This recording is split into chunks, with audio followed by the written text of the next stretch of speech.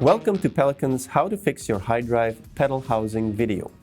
Make sure you remove the pedal drive from the kayak before attempting any repairs. To complete this repair, you will need the following tools: a Phillips screwdriver or a drill, a 3/4 to 1 inch wide chisel, and a hammer. Start by removing the 8 screws holding the housing in place.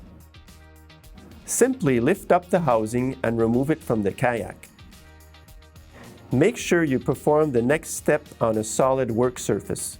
You can use a butcher's block on your kitchen counter if you do not have a work surface readily available. You can see here the extra bit of plastic on which your HyDryve might be catching.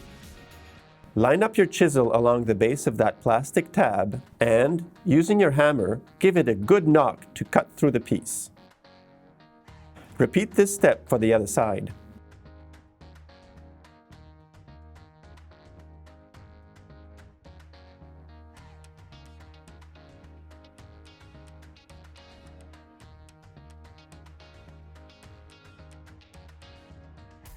Reinstall the pedal housing inside your kayak by making sure the side with the logo is closest to the seat.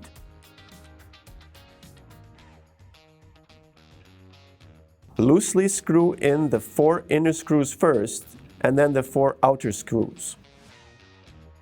Once that is done, finish by tightening all screws.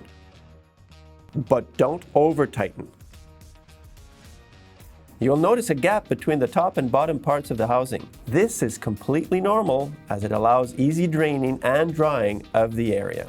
You are now ready to hit the water. Feel free to leave any questions in the comment section below and make sure to check out the rest of our how-to video series.